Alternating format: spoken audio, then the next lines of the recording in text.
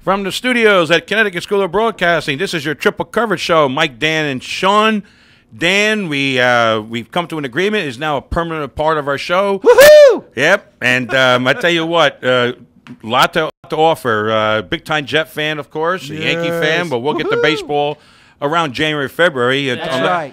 Unless we have some. Well, they do have the winter meetings, general managers, winter meetings, whatever you want to call them, coming up. I think they start next week. Yep. Yeah. So if something happens there, and I'm sure something's going to happen probably before the holidays, we got a few people floating out there. How about this? If anybody cares, Pat Burrell resigns for the Giants for another year. I'll tell you what, before we get to Who what we want to cares? talk, there is one other thing. If you want, Juan Uribe signing with the Dodgers. Who cares? That's one thing. Yeah, you know. How about that? Big part of I the know. Giants I know. run, and all of a sudden he's I know. a member of the hated Dodgers. I know. But anyway, we got a lot to talk about baseball in the weeks to yeah. come. Exactly. First of all, I guess the big story of the day, and the big story everybody's been talking about here on this Thursday afternoon. Yeah.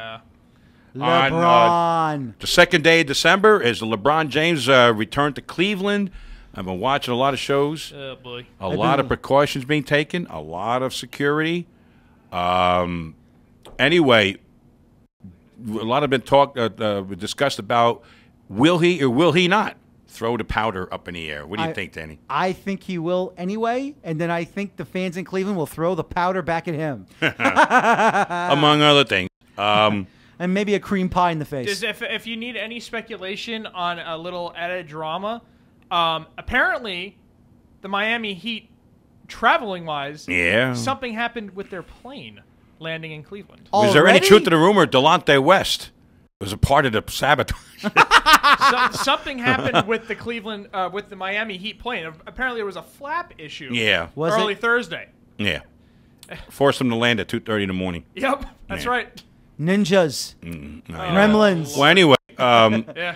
Gremlins. a lot of security tonight, and I've been watching on TV. Yeah. People still burning the LeBron jerseys. And I don't blame them. I don't blame them whatsoever because the way he left Cleveland with that ESPN special, the way he left, and he advertised it, and I don't care you can if have some optimism that really LeBron was trying to was maybe you could say maybe he was pushed into doing it, but he said he still could have said no. He still could have said no. You're right. You're could've right. said no. You're right. But if you look on the one side, he did really raise a lot of money with that That's charity fine. that he did. That's fine. But If still, you want to look on the good side No. of what he did, no. I know that. I know that there's no real good side. But if there's going to be one, that was it.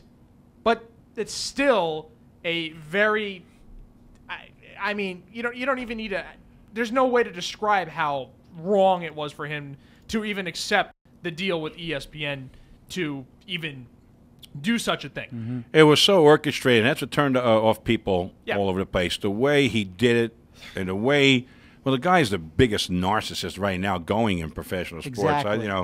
He's got an ego. But see, the thing is, we've made him that way. You know what I'm going to say about me is like the fans, the media. This guy's been pampered and doted on since the day he put his hands on the basketball for the first time. You know, how many other people would not take that and run with it and become what he has become, a big icon? And he wants to be treated like that. He loves attention. He loves to have all this praise lavished on him. I don't know what else you can say.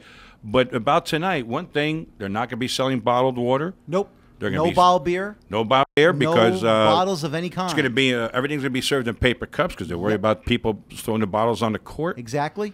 The build up in the hour or two before the game starts is going to be really intense. Of course, all the media is going to be there. Of course.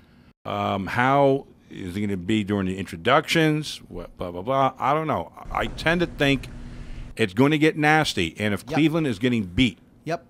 right, it's going to get nastier. Yes, it will. It definitely will. But here's the thing that I think is going to calm it down just a little bit. I believe everyone in Cleveland is enjoying the record that the Miami Heat have currently because Bosch, Dwayne Wade, Well, they won and last LeBron, night. What are they, 11 and 8? They won, but still, though, the record is not what it's supposed to be. Right. They're supposed to be at least maybe 17-3 or 4, maybe 18-2.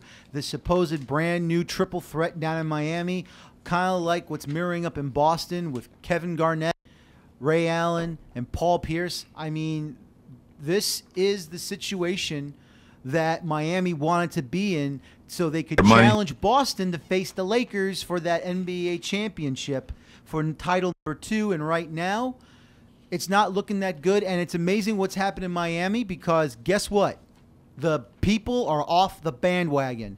They're not grumbling. They're not yelling. They're not, showing the middle fingers. They have just on their own way.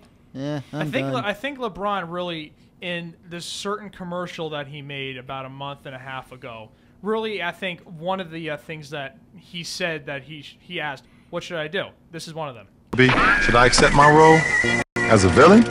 Yes. Yes. I think he should just accept his role as a villain.